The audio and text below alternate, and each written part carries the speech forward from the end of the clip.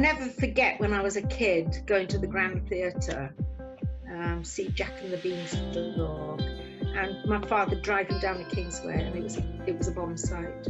It's this sort of inevitability that whatever's happening in your life, the tide comes in and the tide goes out, and it's that rhythm. And I said, I'll give you 2 days a week, full time, for the next 2 years. And that was over 14 years ago.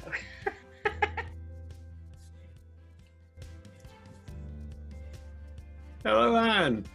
Hello there. No, I just went out of the room. I'm back again now. Good morning, Todd.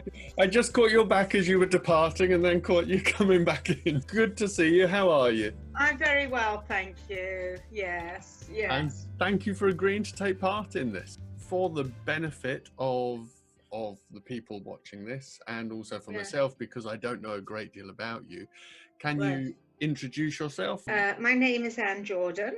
I live here in Swansea, in Calais. I've been here now for about 18 years, but part of my childhood was in Port Talbot. My father was a construction engineer, and he worked in steelworks, was his forte. And we came down into Port Talbot about 1946 and left in 49. And he was involved with the new blast furnaces, the new steel rolling mill. And I was very lucky because I saw, the blast furnaces, can still remember it, being fired up, and, the new steel coming out. So what took you away from Port Talbot and what brought you back?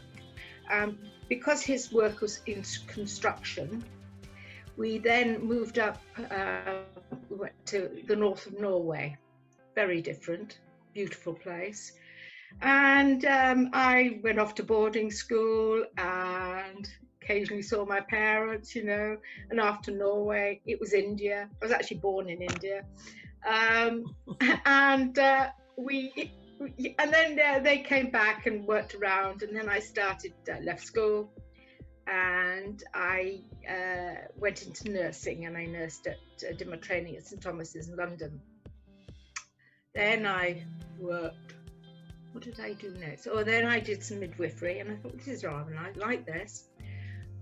Then I worked in Gibraltar and came back and finished my midwifery training off. Got a job in Birmingham, where I met my husband, and we had our 2 children there. We decided that we, move again. So we went to Boston in Lincolnshire, and I was there for many, many years, and I worked there. And after my husband died, Boston's a lovely place, but it's miles from anywhere. And I've got 2 boys, and one lived in Swansea, married to a Swansea girl, and the other one wasn't married at that stage, but he lived in Hampshire. And in no way could they come and visit me in a day.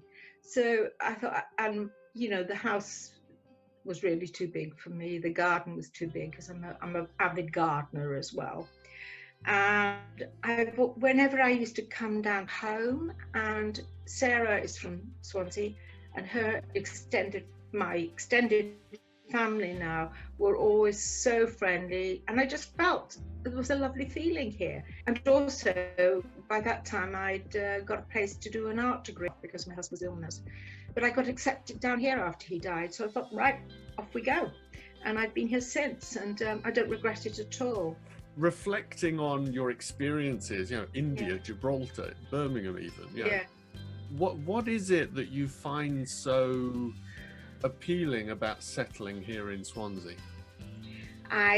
It's a funny city. It's big enough but small enough. And the other thing is, I love the sea. I love the beaches.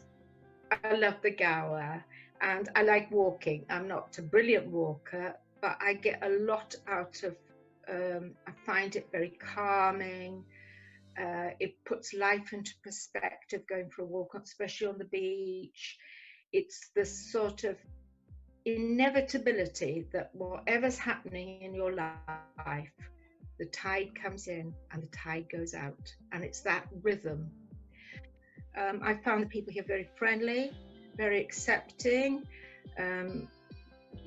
When I went to the art school, yes, I was the oldest student, but it, you know, we had a few ding-dongs with the tutors, us older ones. We kept them into line a bit. We argued with them, but it was amazing, and it opened a whole new world to me. I'd always been interested in the arts. I've always made things all my life.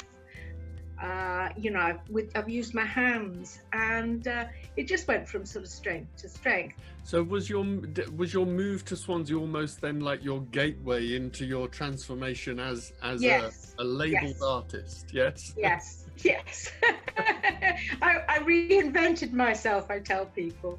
You've obviously been quite involved with Elysium's development. So can you talk a little bit about how that particular ball got rolling?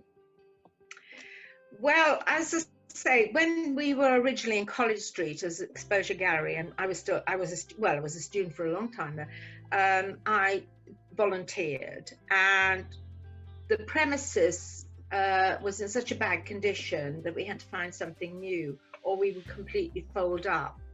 So I remember proposing to John and Dan. We had it over a breakfast meeting, I remember, in the corner cafe. And I said, I'll give you 2 days a week, full time, for the next 2 years. And that was over 14 years ago. And it came a lot more than that. But